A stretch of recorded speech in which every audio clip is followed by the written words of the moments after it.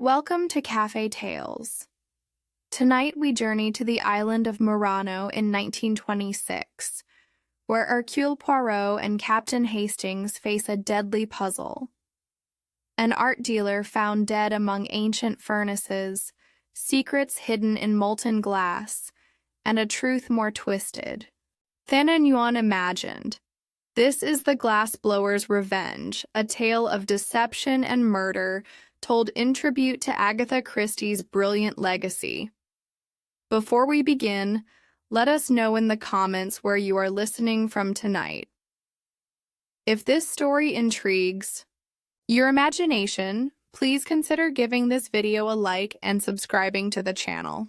Now settle in with your favorite drink and let the story begin. Chapter 1. The Invitation to Murano. It was on a particularly dreary Tuesday morning in March that my friend Hercule Poirot announced his intention to embark upon what he termed a most interesting artistic expedition.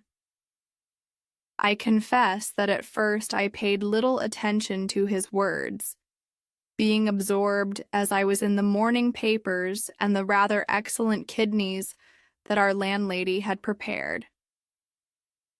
It was only when Poirot repeated himself, with that particular emphasis he reserves for matters of importance, that I looked up from my breakfast.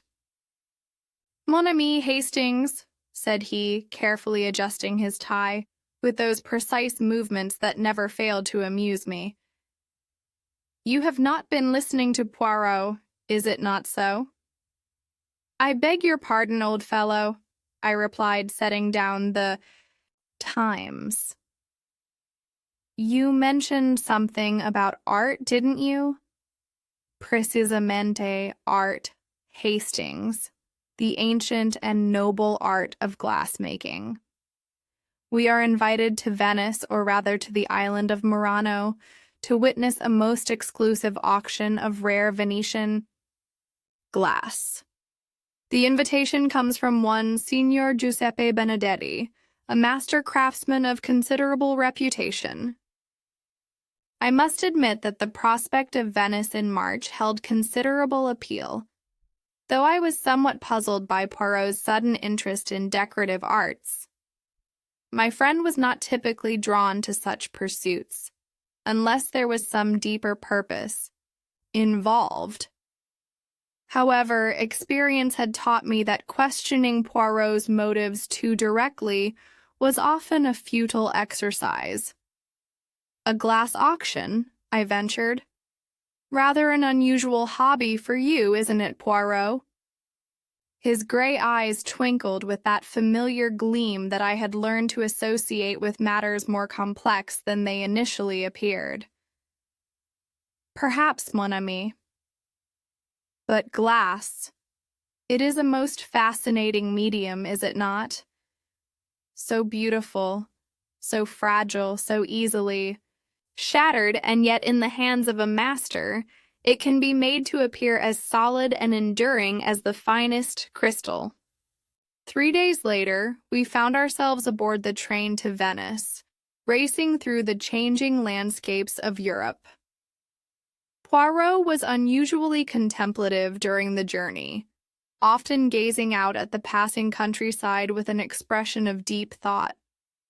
When I attempted to engage him in conversation about our destination, he would only murmur something about the fragility of both glass and human nature, before lapsing once more into silence. Venice, when we arrived, was as enchanting as ever, despite the gray skies and occasional drizzle that seemed to hang perpetually over the canals in March.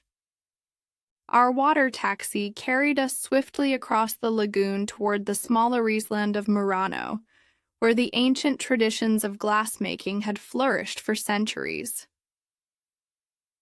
As we approached the workshop of Signor Giuseppe Benedetti, I could see the tall chimneys rising above the other buildings, wisps of smoke curling into the overcast sky. The workshop itself proved to be a fascinating maze of rooms and corridors filled with the tools and creations of the glassmaker's art. Furnaces glowed with intense heat, their fires tended by workers who moved with the practiced grace of long experience. The air was filled with the sounds of industry, the roar of flames, the clink of tools against glass, and the soft conversations of craftsmen absorbed in their work. Our host, Signor Giuseppe Benedetti, was a man of perhaps 60 years with the weathered hands and penetrating eyes of one who had spent his life working with fire and molten glass. His greeting was warm, though I noticed that his hands bore the inevitable scars and burns that marked his profession.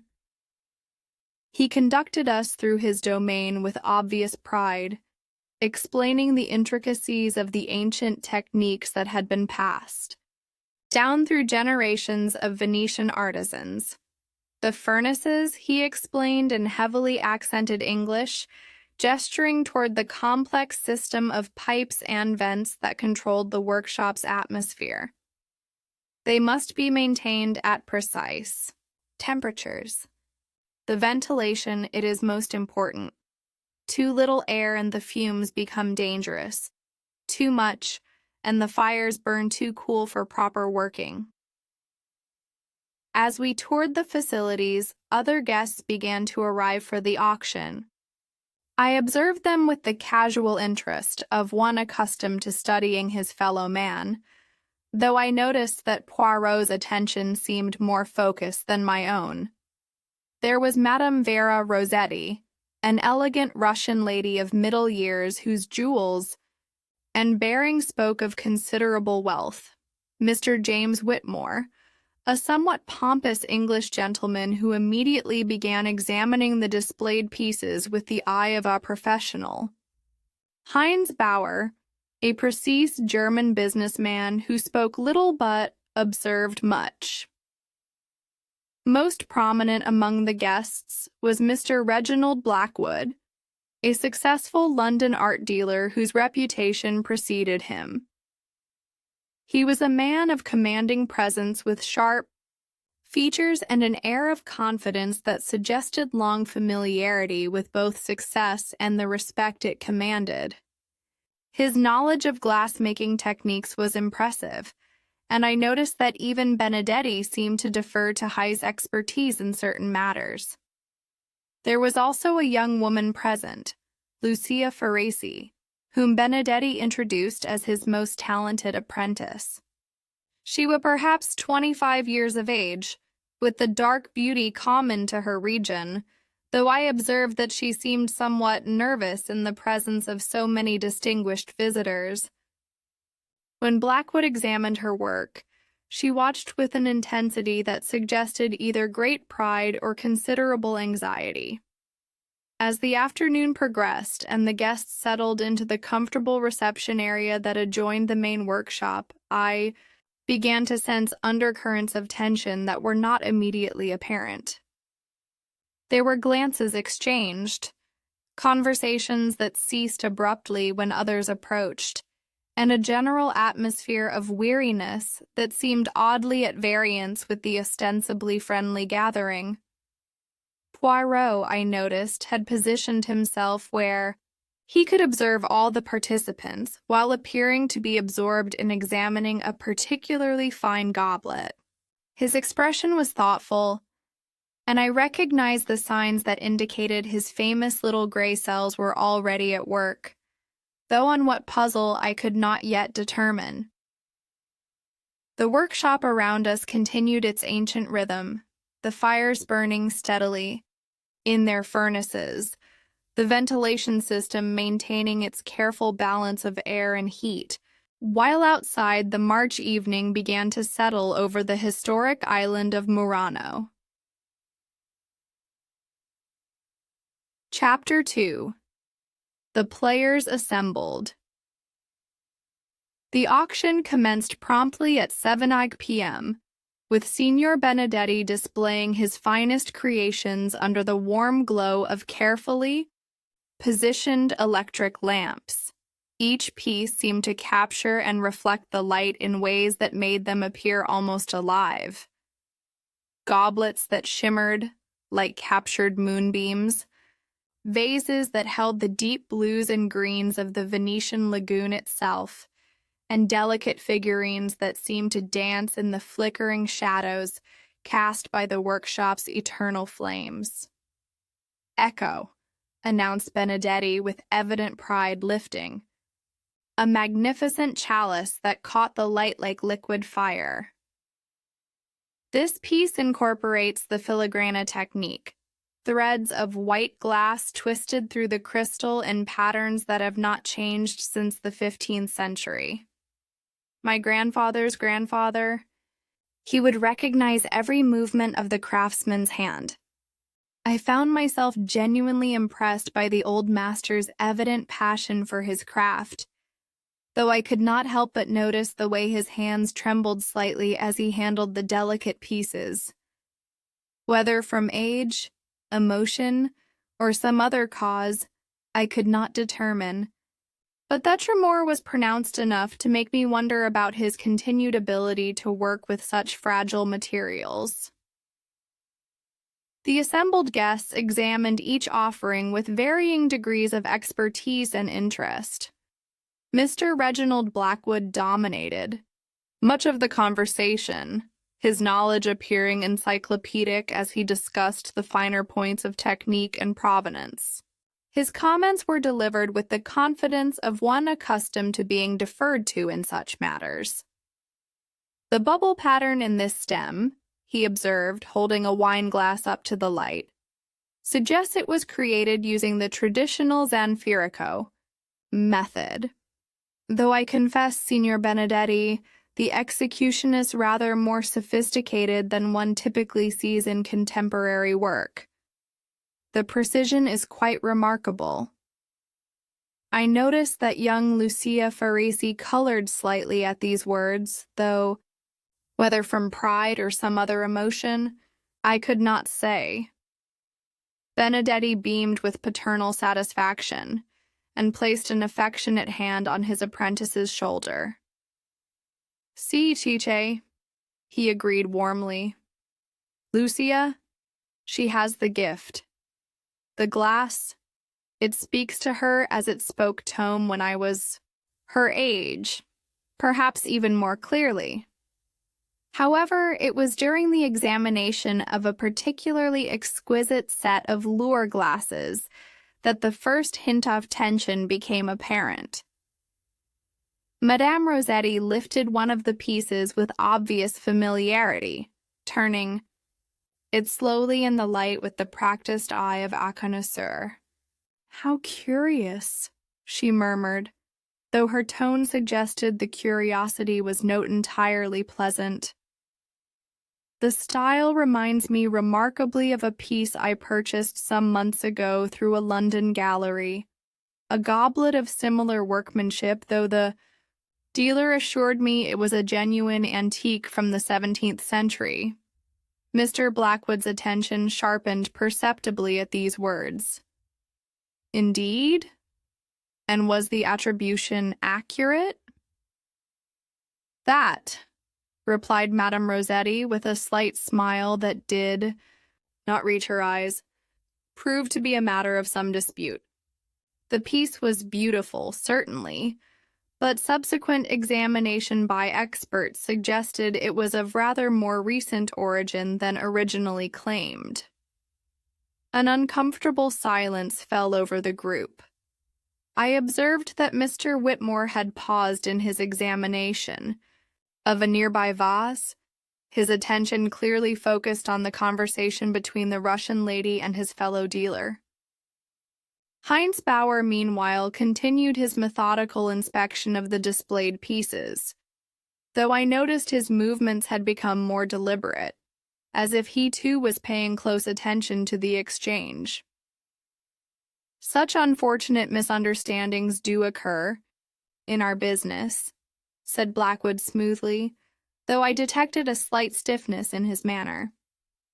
The art market is regrettably not immune to the occasional unscrupulous dealer. One must always be cautious when making significant purchases. Précisément, came Poirot's voice from where he stood, examining a delicate bird figurine. I had wondered when my friend would enter the conversation, and his timing, as always, was impeccable. It is most distressing when one's trust is betrayed, is it not, madame? Though I confess myself curious about the methods by which such determinations of authenticity are made. Madame Rossetti turned toward him with evident interest. The techniques are quite sophisticated these days. Monsieur Poirot. Analysis of the glass composition, examination of the tool marks, even assessment of the aging patterns. These can reveal much about a piece's true age and origin. Most fascinating, murmured Poirot. And such examination would be conclusive? Generally speaking, yes. Though of course the most skilled forgers can be remarkably clever in their deceptions. Heinz Bauer chose this moment to interject, his precise German accent lending weight to his words. The authentication of glass pieces has become a matter of considerable concern among collectors. My associates and I have had occasion to question several recent acquisitions, particularly those purchased through certain London establishments. The temperature in the room seemed to drop several degrees, though the furnaces continued to burn with their usual intensity. Mr. Blackwood's jaw tightened almost imperceptibly, while Mr. Whitmore suddenly became extremely absorbed in examining the base of a small perfume bottle. The London market has always been competitive, observed Blackwood carefully. Competition sometimes leads to unfortunate rumors and innuendos designed to damage reputations rather than serve the interests of true scholarship. Indeed, agreed Bauer with Germanic directness, though one must wonder why such rumors would arise if there were not some foundation for concern. During this increasingly tense exchange, I noticed that young Lucia had become visibly distressed. She stood near one of the workbenches, her hands clenched at her sides, watching Mr. Blackwood with an expression that seemed to combine fear and something approaching hatred. When the dealer turned his attention to a set of her own creations, examining them with his characteristic thoroughness, she appeared almost physically ill. Signor Benedetti, clearly sensing the growing discomfort among his guests, attempted to redirect the conversation toward safer topics. Perhaps we might examine the Millefiori pieces. The technique requires great skill and patience. Each flower pattern must be individually created and then incorporated into the larger design. However, even as the group moved toward the display of the intricate thousand-flower glassware, I observed that the atmosphere of civilized appreciation had been fundamentally altered. Glances were exchanged with greater frequency and less subtlety. Conversations began and ceased abruptly when certain individuals approached. Most notably, Mr. Blackwood seemed to be studying not only the glass pieces but also his fellow guests, with an intensity that suggested motives beyond simple artistic appreciation. Poirot, meanwhile, had positioned himself near the main furnace, ostensibly admiring a large decorative bowl, but actually, I suspected, taking careful note of the workshop's layout and the complex system of ventilation pipes that snaked throughout the building.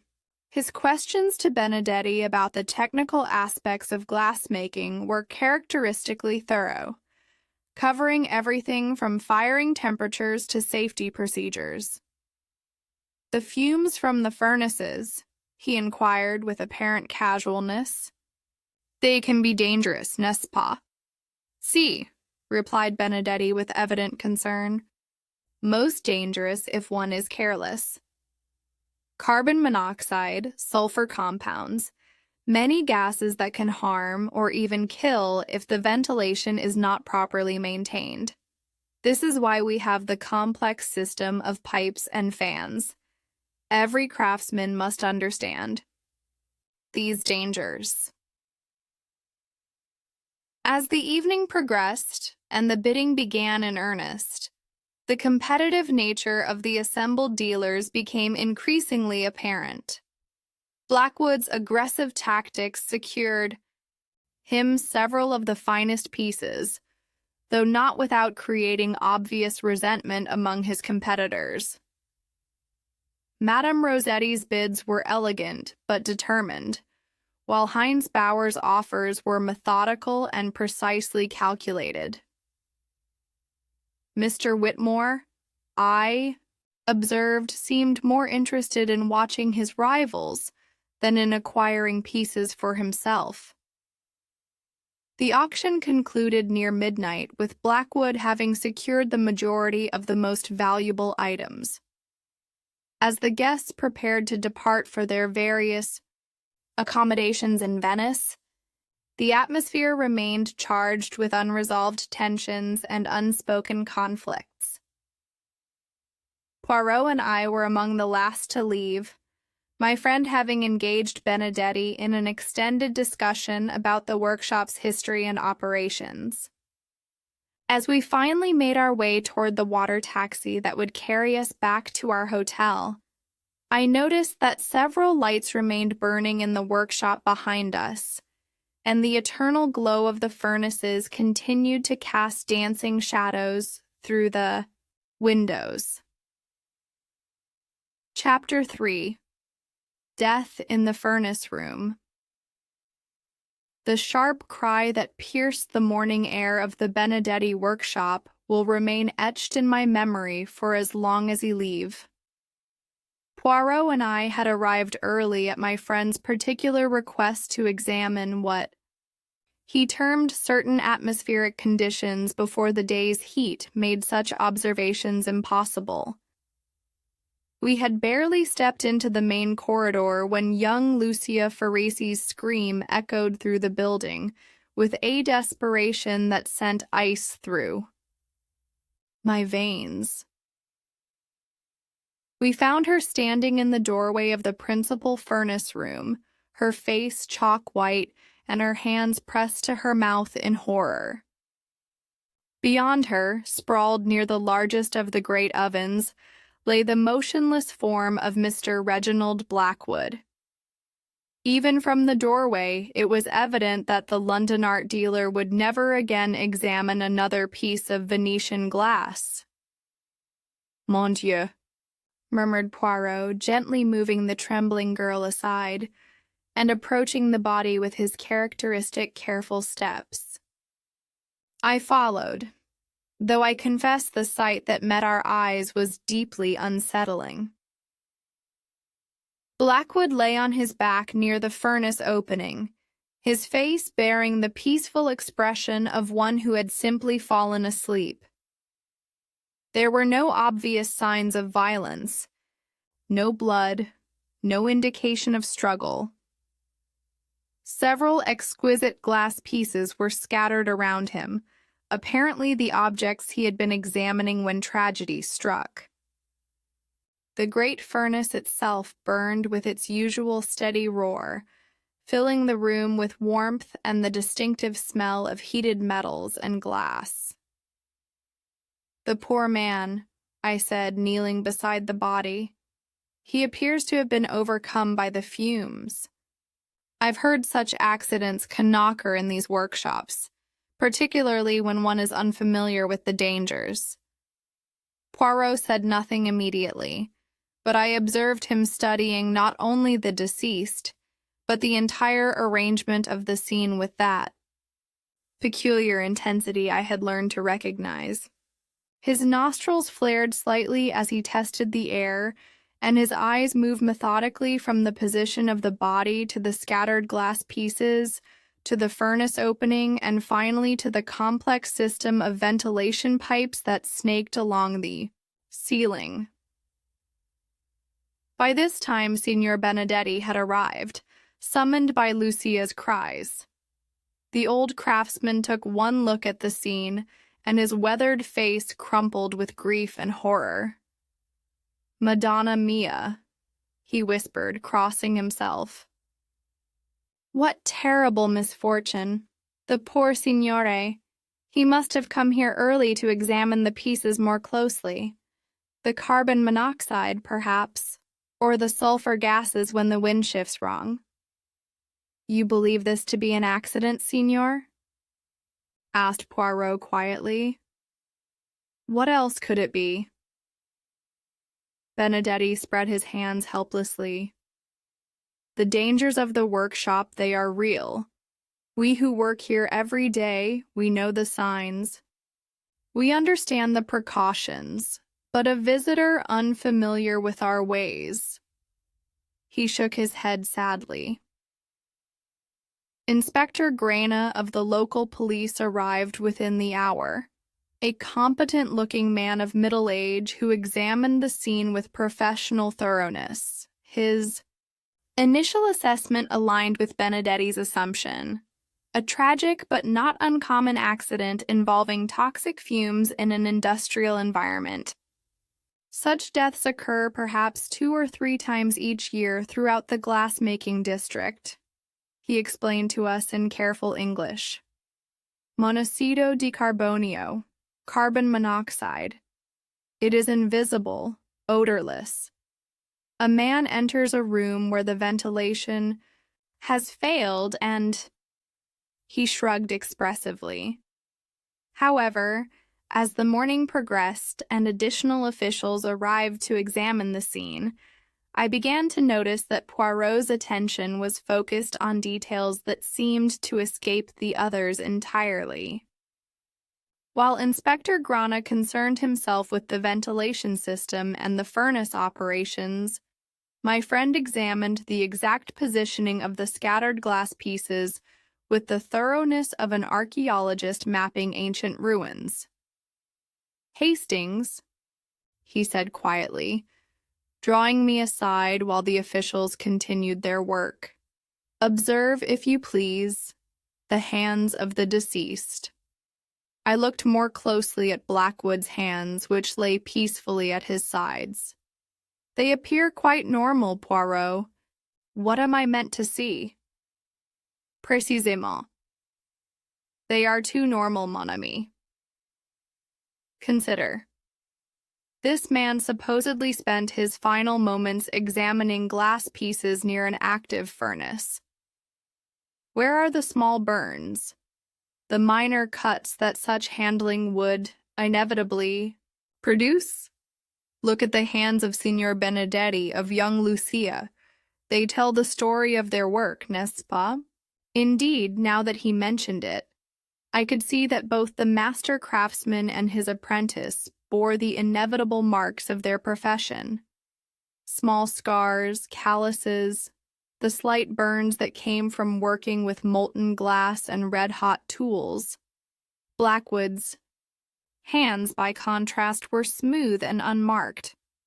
Furthermore, continued Poirot, notice the arrangement of the glass pieces themselves. They are scattered, yes, but in a pattern most curious.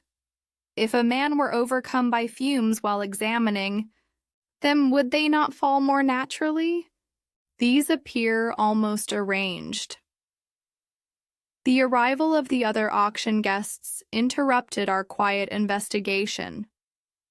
Word of the tragedy had spread quickly through the small community of Murano, and by midday, Madame Rossetti, Heinz Bauer, and Mr. Whitmore had all appeared at the workshop to offer their condolences and learn the details of their colleague's demise. Their reactions were varied and, I thought, quite telling.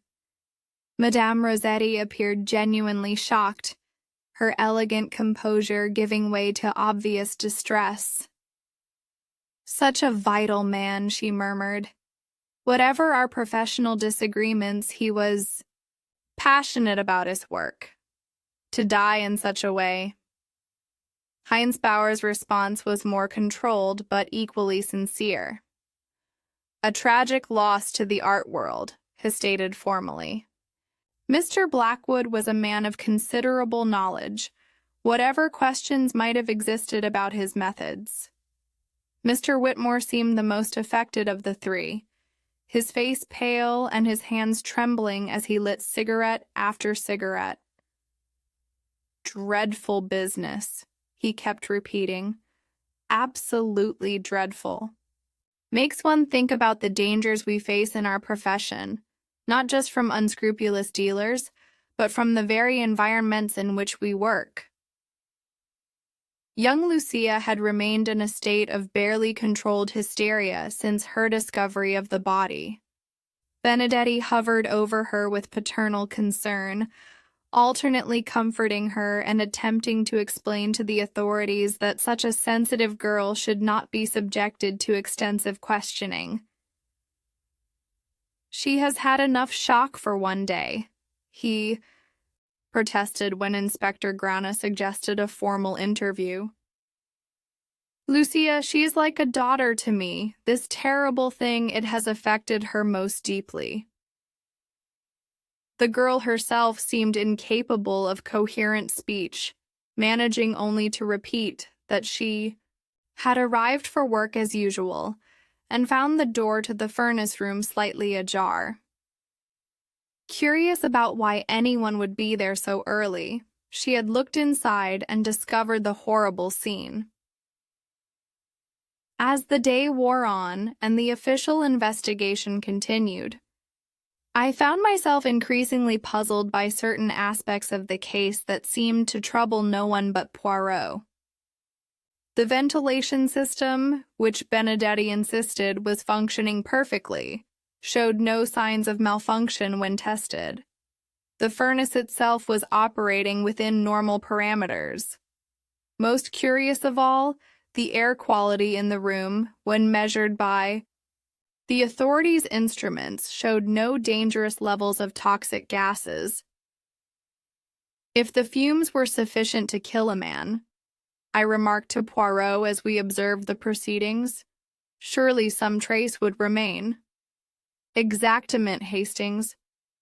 And yet the good Inspector Grana seems satisfied with the explanation of an unfortunate accident. Poirot's gray eyes held that familiar gleam of intellectual challenge. It would appear that the death of Mr. Reginald Blackwood is destined to remain a mystery unless certain inconsistencies are more thoroughly investigated.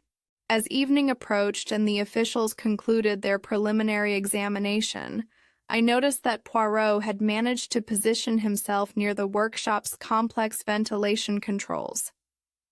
His questions to Benedetti about the system's operation were characteristically thorough, though couched in the language of casual curiosity rather than official investigation. The workshop gradually returned to its normal rhythm. The eternal flames of the furnaces cast their familiar dancing shadows on the walls, while outside the March evening settled once again over the ancient island, where beauty and death had become so unexpectedly intertwined. Chapter 4. Secrets in Glass. Inspector Grana's polite but evident skepticism regarding Poirot's concerns did little to deter my friend from pursuing his methodical investigation. While the good inspector seemed satisfied that Blackwood's death was a tragic accident, Poirot had taken it upon himself to examine what he termed certain atmospheric inconsistencies that troubled his orderly mind. "Tu comprends, Hastings," he explained as we returned to the workshop the following morning. "When the official mind has reached its conclusion, it often becomes reluctant to consider alternative possibilities. But Poirot, he must follow where the little gray cells lead. N'est-ce pas?" The scene of the tragedy had been cleared, but Poirot spent considerable time examining the furnace room with his magnifying glass, paying particular attention to areas that had been overlooked by the official investigation. His scrutiny of the ventilation system was especially thorough, and I observed him making careful notes about the positioning of various pipes and air vents. "Most curious," he murmured, studying a section of ductwork near the ceiling. "This system, has been modified quite recently. See here where the new joints have been installed. The metal, it has not yet acquired the patina of age that marks the older sections." Signor Benedetti, when questioned about these modifications, seemed somewhat defensive. "Small improvements. Only," he explained with a dismissive gesture. "Efficiency, you understand. The old system, it was not always reliable in certain weather conditions." "And when were these improvements made?" inquired Poirot with casual interest. "Perhaps 6 months ago, maybe 8. Time. It moves so quickly when one is absorbed in one's work." I noticed that this time frame appeared to interest Poirot considerably, though he made no immediate comment. Instead, he turned his attention to questioning the various participants about their knowledge of the deceased and their interactions with him during his visits to Murano. Our first formal interview was with Madame Rossetti, whom we found taking coffee at the small cafe near the workshop. She received us graciously, though I detected a certain weariness in her manner that had not been present during the auction. "Mr. Blackwood was a complex man," she said thoughtfully, stirring her coffee with deliberate precision. "Knowledgeable, certainly, and passionate about his work, but there were aspects of his business practices that gave one pause." "You mentioned yesterday a disputed piece," prompted Poirot, "a goblet that proved to be of more recent origin than claimed." Her elegant features hardened slightly. "Indeed. A substantial sum was involved, enough to finance several months of collecting. When experts examined the piece, they found evidence that it had been artificially aged. The chemical composition of the glass itself was consistent with modern manufacturing techniques." "And Mr. Blackwood's response to these findings?" "He expressed surprise and offered to investigate the matter. However, subsequent correspondence suggested that he questioned the competence of the experts rather than acknowledging any error in his original attribution." Poirot's eyebrows rose fractionally. "Most unfortunate. And this experience led you to view his other offerings with skepticism?" "It led me to view all attributions with greater care," she replied diplomatically. "The art market, as you must know, is not immune to deception." Our conversation with Heinz Bauer proved equally illuminating. The precise German businessman was staying at the same hotel as ourselves in Venice, and we encountered him in the lobby that afternoon. His account of his dealings with Blackwood was delivered with characteristic directness. "My consortium represents serious collectors," he stated without preamble. "We have invested considerable sums in Venetian glass over the past 2 years, much of it purchased through Mr. Blackwood's recommendations. Recent authentication studies have raised questions about several pieces." "Questions of what nature?" asked Poirot. "Primarily regarding age and provenance. The technical analysis suggests that while the pieces are undoubtedly of high quality, they may not be as old as originally claimed. In some cases, the evidence points to contemporary creation using traditional methods." This information seemed to confirm a pattern that was becoming increasingly apparent. When we subsequently interviewed Mr. Whitmore at his modest lodgings near the Rialto, his revelations proved even more damaging to the deceased dealer's reputation. Blackwood was destroying the market, Whitmore said bitterly, his earlier shocked demeanor replaced by obvious resentment. His aggressive pricing and questionable attributions were undermining legitimate dealers. Several of my own clients had begun to question pieces I had sold them after comparing them with Blackwood's offerings. "You believed him to be selling forgeries?" I asked directly. Whitmore hesitated, then nodded reluctantly. I had begun to suspect as much. The volume of rare pieces he was able to acquire seemed improbable, and his knowledge of glass-making techniques was surprisingly detailed for someone who supposedly dealt only in antique pieces. This last observation struck me as particularly significant, and I noticed that Poirot made a careful note of it. When we returned to Murano that evening, my friend engaged Benedetti in another extensive discussion about glass-making methods, ostensibly out of intellectual curiosity. "The traditional techniques," explained the old craftsman with obvious pride, "they require many years to master. The temperature of the furnace, the timing of each step, the way the glass responds to different tools. These things cannot be learned from books alone. And yet," observed Poirot thoughtfully, "Mr. Blackwood seemed remarkably knowledgeable about such matters during his examination of your pieces." Benedetti's expression became guarded. "He was an experienced dealer. Such men often acquire technical knowledge through their work." "Certainment. But you mentioned that he had been visiting your workshop regularly over recent months. Such visits would provide excellent opportunities for education, would they not?" The old man's discomfort was evident. Mr. Blackwood, he was interested in learning, perhaps too interested. He asked many questions about methods, about techniques that are usually kept within the family of craftsmen. And young Lucia, what was her opinion of these educational visits?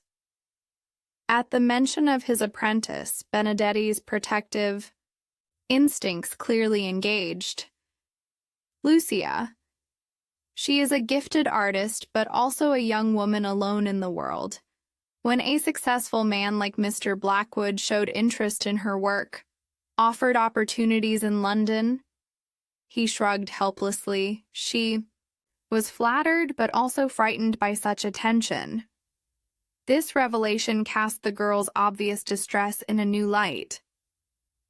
When we observed her the following day, working quietly at her bench while tears streamed down her face, it became clear that her grief extended beyond the shock of discovering a body. Her movements were mechanical, lacking the fluid grace I had noticed during our first visit, and she frequently paused to stare toward the furnace room where the tragedy had occurred. Most intriguingly, Poirot's technical discussions with Benedetti revealed that the workshop's recent modifications extended beyond the ventilation system. Several furnaces had been adjusted to accommodate different firing schedules. New tools had been acquired for specialized techniques, and the overall production capacity had been significantly increased. Such improvements must have required considerable investment, observed Poirot casually. "See, quite expensive," admitted Benedetti, "but necessary for maintaining our reputation. The modern market demands both traditional quality and efficient production." When my friend inquired about the source of funding for these improvements, the old craftsman became evasive, mentioning only that business partnerships sometimes make such investments possible. As we prepared to leave the workshop that evening, I noticed that Poirot spent several minutes examining the locks on the various doors and making observations about which areas could be accessed after normal working hours.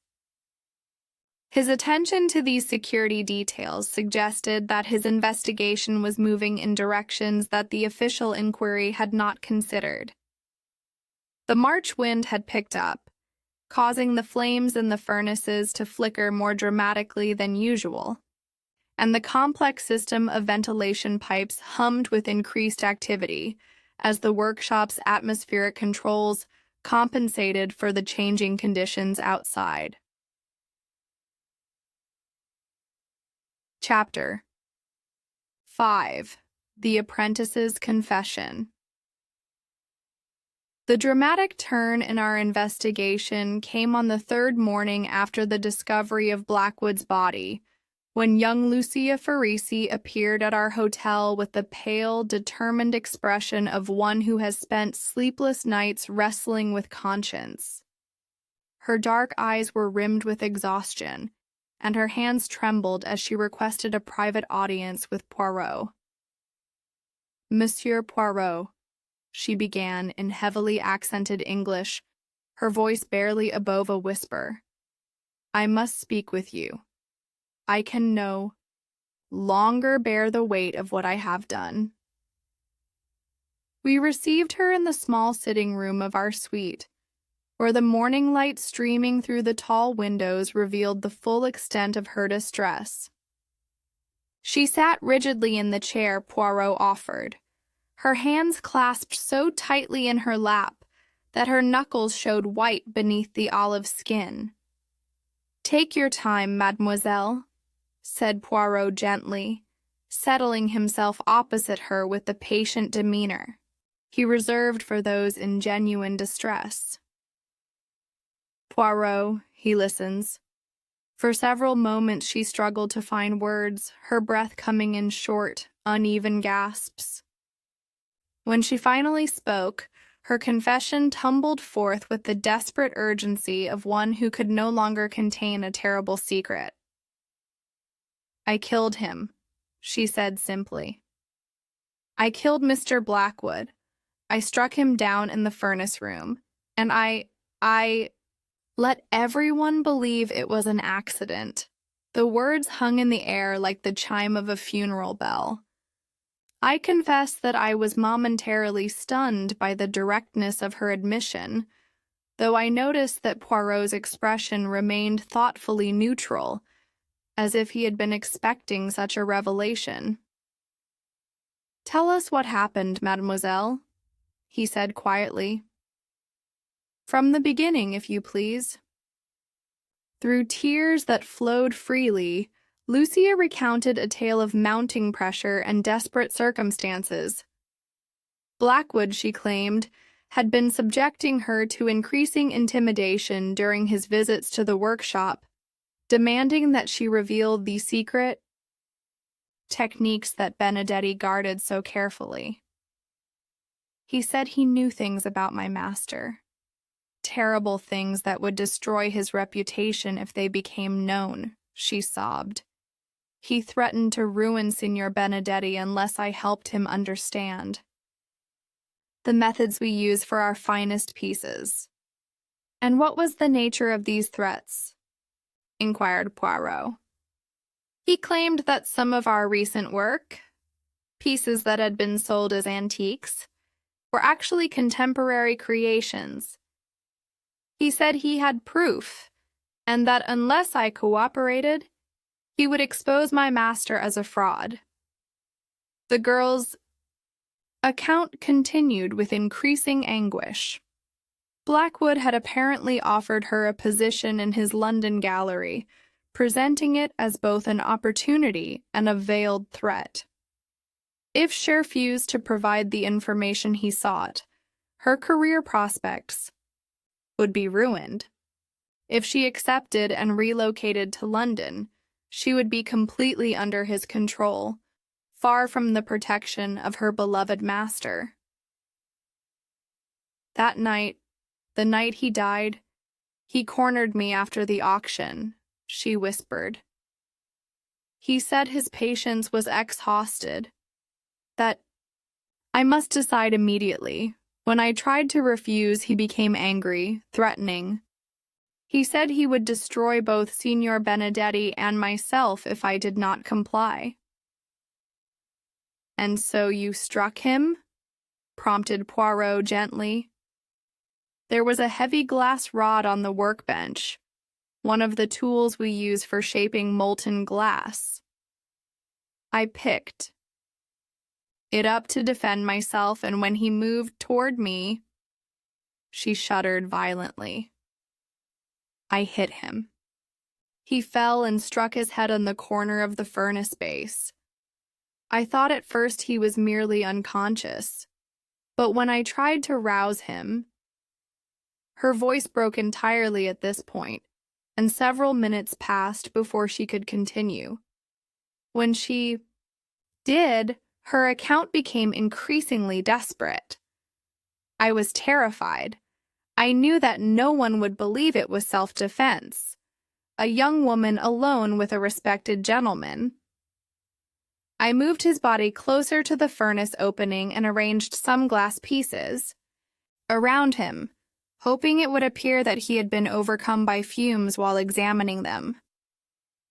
The confession was plausible in many respects, and certainly accounted for Lucia's obvious distress over the past few days. However, I observed that Poirot was listening with the particular intensity he reserved for statements that required careful analysis rather than immediate acceptance. This glass rod you mentioned, what became of it? I threw it into one of the active furnaces. The heat would have destroyed any evidence. And the arrangement of the body? How was this accomplished? Lucia described dragging the unconscious man across the floor, a task that had required considerable effort given her slight build and his substantial weight. She had positioned him near the furnace and scattered several glass pieces to create the appearance of an examination in progress. The ventilation system, continued Poirot. Did you make any adjustments to create the impression of dangerous fumes? Here the girl's account became less certain. She claimed to have had some knowledge of the system's operation, having observed Benedetti making adjustments during different weather conditions.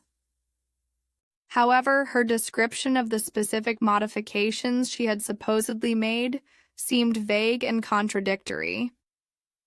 As her confession continued, I found myself increasingly troubled by certain inconsistencies that seemed to escape the distraught young woman entirely.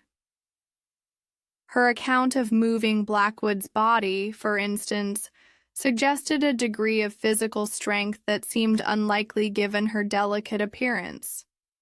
Moreover, her claimed familiarity with the ventilation system's technical aspects appeared to exceed what one might expect from an artistic apprentice. Most puzzling of all was her description of the timing involved.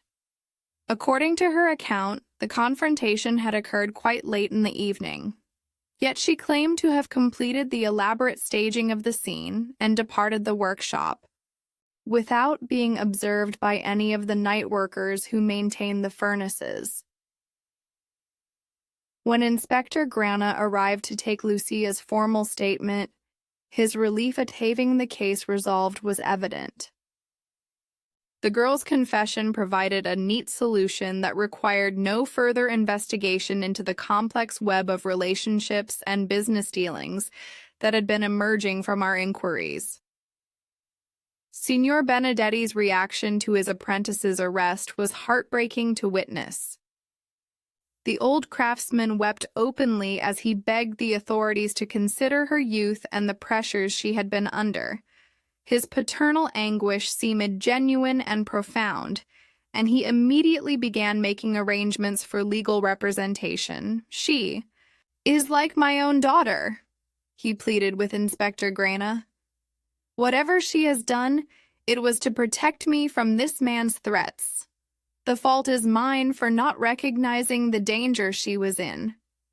However, as evening approached and the immediate drama of the confession subsided, I noticed that Poirot had become increasingly contemplative. While the official investigation prepared to conclude with Lucia's arrest, my friend seemed troubled by aspects of the case that others considered resolved. Tell me, Hastings, he said as we walked along the workshop's perimeter in the gathering dusk, what struck you most forcibly about Mademoiselle Lucia's account? Her obvious distress seemed genuine, I replied, though I confess some details of her story seemed improbable. Précisément. The little gray cells, they are not satisfied with this solution, though it appears to satisfy everyone else. He paused beside one of the workshop's side entrances, examining the lock mechanism with renewed interest. There are questions that remain unanswered, inconsistencies that suggest a truth more complex than this young woman's confession reveals. The workshop around us continued its eternal rhythm, the furnaces burning steadily against the approaching night, while inside the complex machinery of justice prepared to close a case that Poirot's instinct suggested was far from truly solved. Chapter 6. The Rival's Motive. Despite the apparent resolution of the case with Lucia's confession, Poirot's investigation continued with the methodical persistence that I had learned to associate with his deepest puzzles. While Inspector Grana seemed content to proceed with the charges against the young apprentice, my friend remained convinced that significant elements of the truth remained hidden beneath the surface of apparent facts. It was during our continued examination of Blackwood's business relationships that we uncovered information that cast an entirely different light upon the events at the workshop. Mr. James Whitmore, the pompous English dealer, whose nervous demeanor had struck me as suspicious from our first meeting, proved to have connections to the case that extended far beyond simple professional rivalry. "Regard, Hastings," said Poirot, spreading several documents across the table in our hotel room. "These papers, they tell a most interesting story about the relationship between our Mr. Whitmore and the deceased." The documents, which Poirot had obtained through his network of contacts in the London art world, revealed a pattern of business dealings between the two dealers that had grown increasingly acrimonious over recent months. Far from being mere competitors, they had been engaged in a complex series of transactions involving authentication, provenance verification, and what appeared to be deliberate attempts to undermine each other's reputation. "Look here," I said, examining a particularly damaging letter. "Whitmore accuses Blackwood of deliberately flooding the market with questionable pieces to destroy confidence in established dealers." "Exactement. And observe the date of this correspondence. It coincides precisely with the period when Mr. Blackwood began his regular visits to Murano."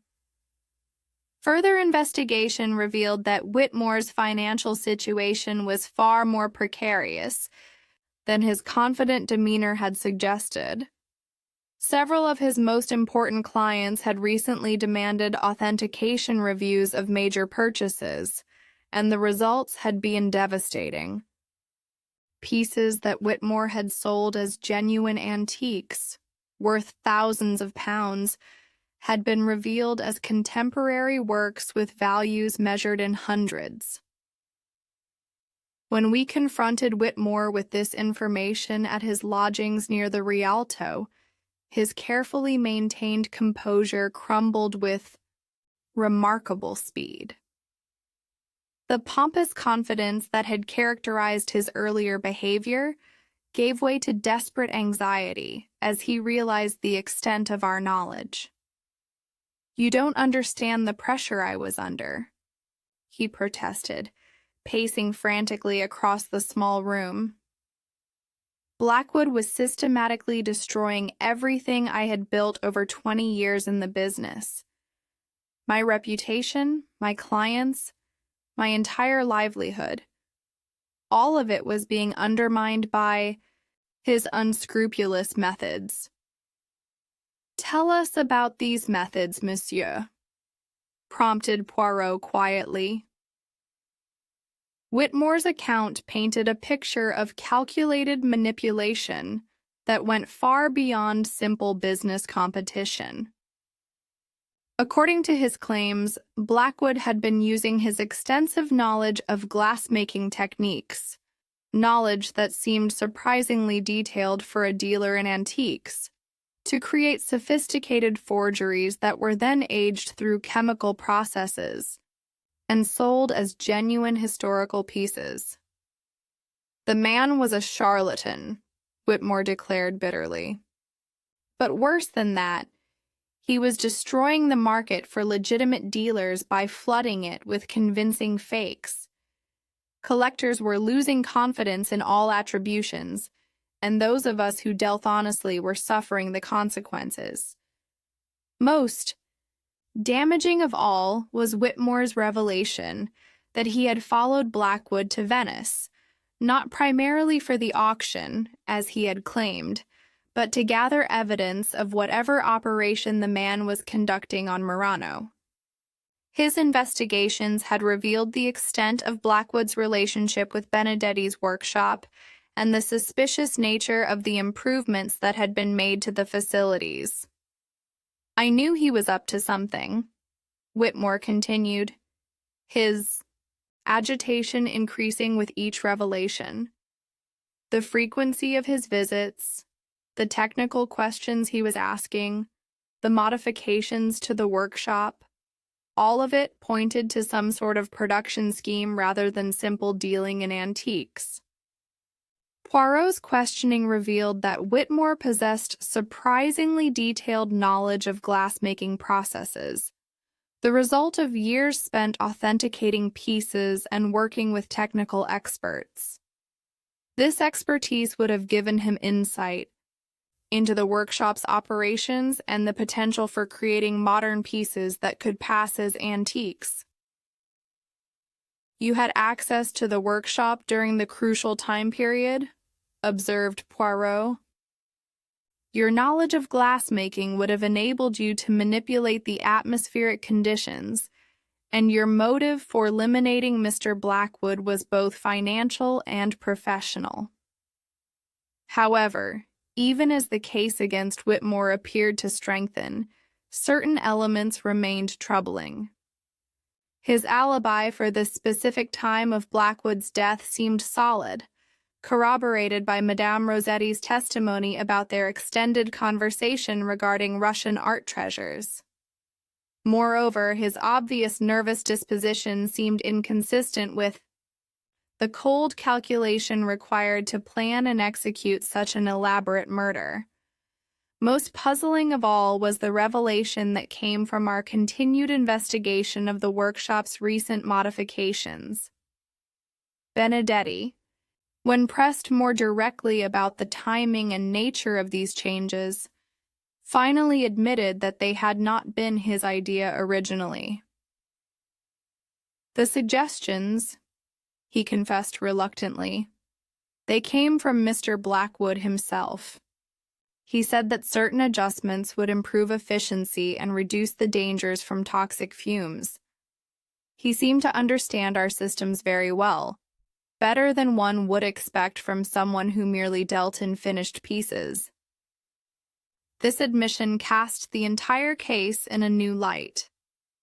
Rather than being the victim of someone else's manipulation of the workshop's atmospheric controls, Blackwood appeared to have orchestrated the very modifications that ultimately facilitated his death. The implications of this discovery sent my mind reeling with possibilities. "Mon ami," said Poirot thoughtfully, as we stood once again in the workshop's main hall. "We are dealing with a puzzle of considerable complexity. The modifications to this facility, the extensive knowledge of glass-making techniques, the suspicious business dealings, all of these elements suggest a scheme far more elaborate than simple art fraud. Our investigation of the workshop's production records revealed another troubling pattern. Over the past several months, the facility had been producing pieces in quantities that exceeded normal custom orders by a considerable margin. When questioned about the destination of this excess production, Benedetti became evasive, claiming only that special arrangements had been made for export to London. The financial records, when we were finally able to examine them with Inspector Grana's reluctant assistance, showed payments from a London company that proved to be registered to an address that no longer existed. The complexity of these arrangements suggested careful planning over an extended period, with multiple parties involved in what appeared to be a sophisticated operation. As evening approached and the workshop settled into its nighttime rhythm, I found myself more confused than ever about the true nature of the crime we were investigating. The evidence seemed to point in multiple directions simultaneously, with each new revelation raising more questions than it answered. Poirot, however, appeared to be reaching some sort of conclusion that remained hidden from my understanding. His examination of the workshop's layout had become even more systematic, and I observed him paying particular attention to areas that seemed to have no connection to the obvious aspects of the case. The eternal flames of the furnaces continued their ancient dance, casting shifting shadows that seemed to mirror the complex web of deception and motive that surrounded the death of the man we had known as Reginald Blackwood. Chapter 7. The Master's Secret. The revelation that fundamentally altered our understanding of the case came not through dramatic confrontation or brilliant deduction, but through the quiet desperation of a proud man finally unburdening himself of a secret that had been consuming him from within. Signor Giuseppe Benedetti's confession emerged during what Poirot had intended as a routine follow-up interview, but which instead became a window into a tragedy far more complex than any of us had imagined. We found the old craftsman in his private workshop, a smaller chamber adjacent to the main facility, where he worked on his most delicate pieces. His hands, which I had noticed trembling slightly during our first meeting, were now shaking so violently that he could barely hold the simple glass rod he had been attempting to shape. When he looked up at our approach, his weathered features bore the expression of a man who had reached the limits of his endurance. "Signori," he said quietly, setting down his tools with evident relief, "perhaps it is time that I spoke the truth about certain matters. The burden of secrecy has become too great for these old shoulders to bear." Poirot settled himself on a nearby stool with the patient demeanor he reserved for crucial moments. "We are here to listen, mon ami. Take your time." What followed was an account that cast the entire sequence of events in a light that none of us had anticipated. Benedetti's trembling hands, which I had attributed to age or emotional strain, were actually the symptom of a progressive neurological condition that was slowly but inexorably destroying his ability to practice the craft that had defined his entire existence.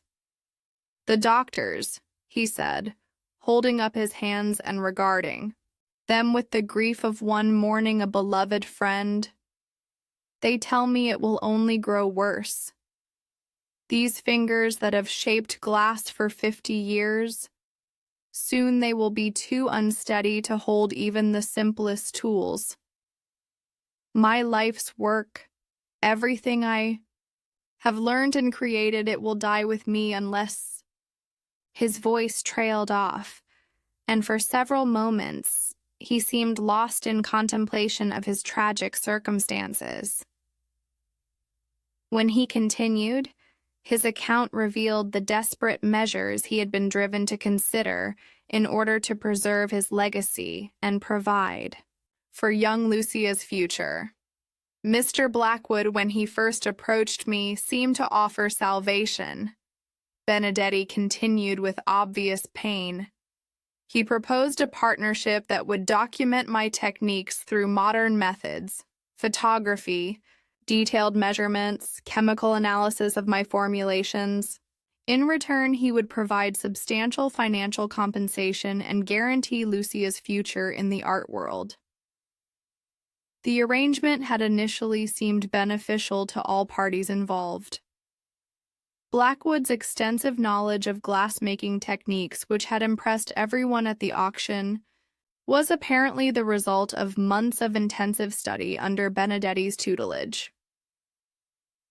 The workshop modifications that had puzzled us were designed to facilitate this documentation process, allowing for precise control of atmospheric conditions during the recording of various procedures. "But gradually," Benedetti said bitterly, "I began to understand his true intentions. He was not seeking to preserve tradition. He was planning to exploit it. The knowledge he gained was to be used for mass production of pieces that would be sold as authentic antiques, destroying the very craftsmanship he claimed to honor." The full scope of Blackwood's deception had become clear only in recent weeks, when Benedetti discovered plans for a factory operation that would use stolen techniques to produce Venetian glass on an industrial scale. The pieces would be artificially aged and sold through a network of dealers who would unknowingly participate in the fraud. "When I confronted him about this betrayal," Benedetti continued, his voice heavy with regret, "he laughed and said that tradition was merely sentiment, that modern methods could produce beauty more efficiently than old craftsmen with shaking hands. He said the world had no use for men like me." The emotional impact of this revelation upon the proud old artisan had been devastating. His entire worldview, built upon the sacred nature of traditional craftsmanship and the honor of preserving ancient techniques, had been shattered by the discovery that his knowledge was to be used for commercial exploitation. "I began to plan his death," Benedetti admitted with quiet dignity. "My understanding of the workshop's atmospheric systems, my knowledge of timing and chemical processes, these gave me the means to create what would appear to be an accident. The modifications he had insisted upon actually provided the perfect opportunity for his elimination." Poirot's questioning revealed the methodical nature of Benedetti's planning. The old craftsman had studied the patterns of furnace operation, the behavior of the ventilation system under different conditions, and the toxic properties of various gases used in glass making. His plan had been to create a localized concentration of carbon monoxide that would overcome Blackwood during one of his late-night examinations of pieces in the furnace room. But when the moment came, Benedetti continued with evident puzzlement. I found that I could not proceed. Despite his betrayal, despite the destruction he planned to wreak upon everything I held sacred, I could not bring myself to take another man's life. I am, after all, a creator, not a destroyer. This confession created more questions than it answered.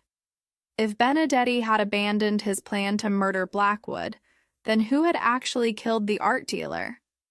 The old craftsman's account of the crucial night revealed a sequence of events that seemed to contradict much of what we had previously assumed. I went to the workshop that night intending to confront him one final time, Benedetti explained. I found the furnace room door slightly open and approached to investigate. But when I looked inside, Mr. Blackwood was already dead, lying near the furnace exactly as young Lucia discovered him the next morning. The implications of this revelation were staggering. Not only had Benedetti not committed the murder, but his account suggested that the killer had arranged the scene to implicate the old craftsman, knowing that his motive and expertise would make him the obvious suspect.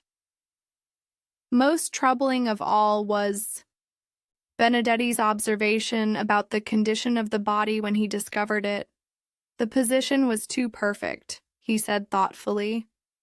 When a man dies from gas poisoning, there is usually some struggle, some disarray.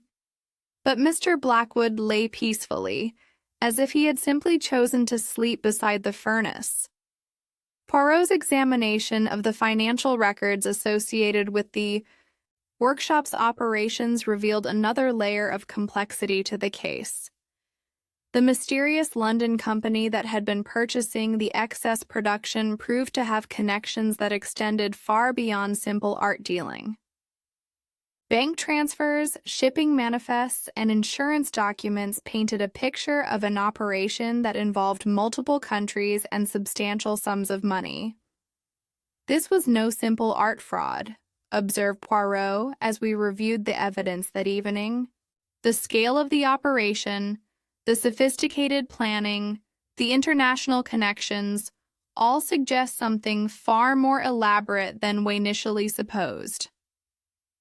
The question of who had actually killed the man we knew as Reginald Blackwood remained as puzzling as ever. Each new revelation seemed to eliminate another suspect, while raising additional questions about the true nature of the crime we were investigating. As I prepared for bed that night, I found myself reflecting on the tragic figure of Giuseppe Benedetti, a master craftsman facing the loss of everything that had given his life meaning, driven to contemplate murder but ultimately unable to sacrifice his fundamental humanity, even for the sake of preserving his life's work. Outside our hotel window, the lights of Venice twinkled across the dark waters of the lagoon, while in the distance, the eternal flames of Murano's workshops continued their ancient vigil, bearing witness to secrets that still remained hidden in the depths of their glowing hearts. Chapter 8. The Glass That Reflects Truth. The denouement of our extraordinary case took place in the main hall of Benedetti's workshop, with all the principal figures assembled among the gleaming creations that had served as both inspiration and catalyst for the complex web of deception we had been unraveling. Poirot had requested this gathering with his characteristic flair for the dramatic, though I sensed that beneath his theatrical manner lay a profound understanding of truths that had eluded the rest of us entirely. Inspector Grana sat somewhat uncomfortably beside young Lucia, who had been temporarily released into Benedetti's custody pending further developments. The old craftsman himself appeared both hopeful and apprehensive, while Madame Rossetti, Heinz Bauer and Mr. Whitmore occupied chairs arranged in a semicircle facing the area where Poirot had chosen to make his revelations. "Mesdames et messieurs," began my friend, positioning himself where the light from the workshop's windows would illuminate his expressive features. "We have been confronted with a puzzle of considerable complexity, one that has led us down numerous false paths before, revealing its true nature." He paused, allowing his gaze to rest upon each of the assembled faces in turn. "From the beginning, certain aspects of this case have troubled the logical mind. The positioning of the body, the absence of expected physical evidence, the sophisticated knowledge displayed by the victim, and most significantly, the pattern of modifications made to this workshop. Over recent months, Poirot began his systematic dismantling of the apparent solutions with characteristic precision. He demonstrated how Lucia's confession, while emotionally compelling, contained inconsistencies that rendered it implausible. Her slight build would have made moving Blackwood's body extremely difficult. Her technical knowledge of the ventilation system was insufficient for the complex manipulation required, and most tellingly, her account of the timing involved elements that were physically impossible. Similarly, he continued, the case against Mr. Whitmore, while supported by clear motive and opportunity, fails to explain certain crucial evidence. His alibi for the critical time period remains unshaken, and his nervous disposition, while suspicious, is more consistent with fear of discovery than guilt of commission. The detective's analysis of Benedetti's potential involvement was delivered with particular sensitivity, acknowledging the old craftsman's desperate circumstances, while demonstrating that his account of abandoning the murder plan was supported by physical evidence that had been overlooked by the official investigation. "Which brings us," said Poirot, his voice taking on the tone that I had learned to associate with his most startling revelations, "to the question of the victim's true identity, a question that has been central to this entire affair, though none of us recognized its significance until recently." The assembled group stirred with obvious confusion at this unexpected direction. Inspector Grana frowned deeply, while the others exchanged puzzled glances. Only Benedetti seemed to have some inkling of what was to come, his weathered features reflecting a growing understanding. The man we knew as Reginald Blackwood possessed knowledge of glass-making techniques that far exceeded what any dealer in antiques might reasonably acquire, Poirot explained methodically. His understanding of furnace operations, his familiarity with complex procedures, his instinctive grasp of the craftsman's art, all of these pointed to practical experience rather than theoretical study. The detective's examination of the physical evidence had revealed subtle but crucial details that had escaped previous scrutiny. The callous patterns in the dead man's hands, examined through his magnifying glass, showed the distinctive marks of long practice with glass-making tools. The positioning of these calluses, their depth and configuration, told the story of someone who had spent years working with molten glass, rather than merely observing the process.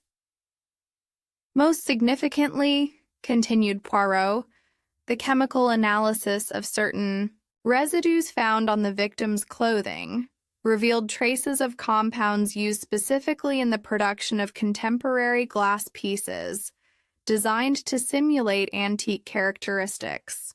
These were not substances that would be encountered through casual examination of finished works. The shocking truth began to emerge with inexorable logic. The man who had died in the furnace room was not Reginald Blackwood, the successful London art dealer, but rather his identical twin brother Roberto, a skilled glassworker who had been living quietly on Murano for several years, unknown to the art world that had elevated his brother to prominence. The real Reginald Blackwood, explained Poirot with grim satisfaction, died several months ago, murdered by his own brother in a desperate attempt to escape the massive debts and criminal charges that were closing in upon him in London. Roberto assumed his identity with the intention of liquidating his brother's assets and disappearing with the proceeds. The elaborate scheme had required careful preparation and detailed knowledge of the art world that Roberto had acquired through months of study and practice.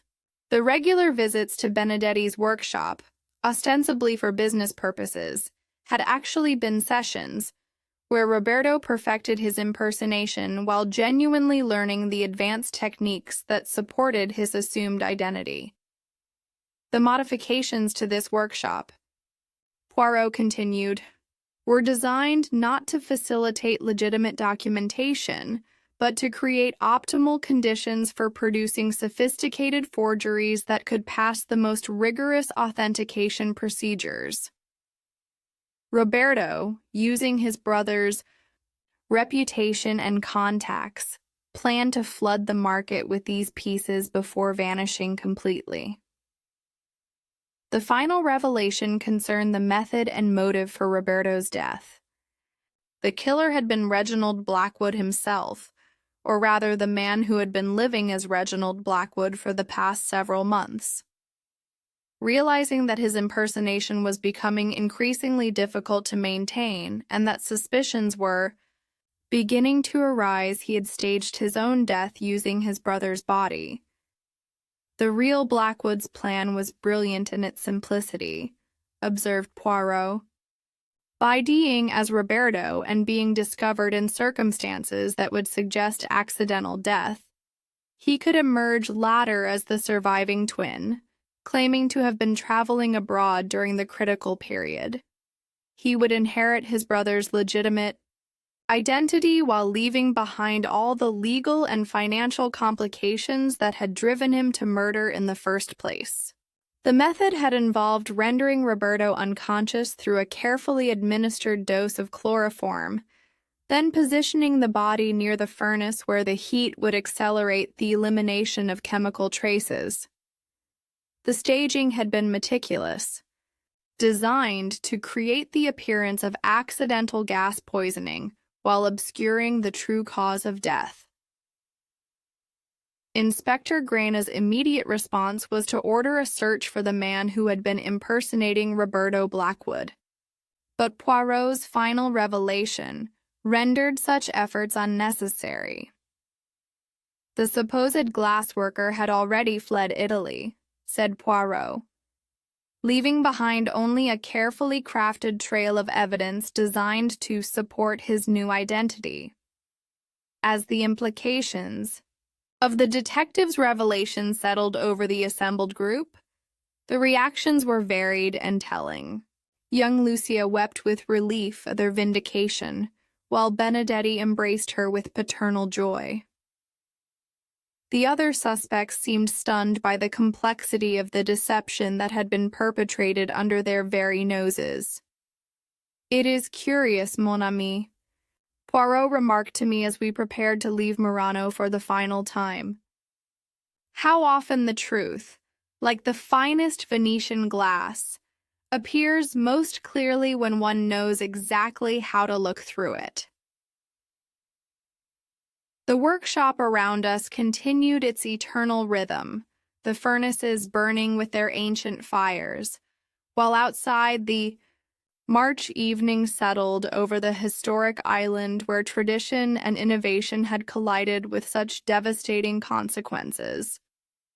The case was closed, but its lessons about the fragility of identity and the dangerous alchemy of desperation and opportunity would remain with us long after we had returned to the familiar streets of London. Thanks for joining us for the Glassblower's Revenge. We hope this tale of hidden identities and twisted deception kept you captivated until the very end. If you enjoyed unraveling this mystery, don't forget to like this video and subscribe to Cafe Tales for more classic detective tales. Until our next mystery unfolds, this is Alie signing off from Cafe Tales.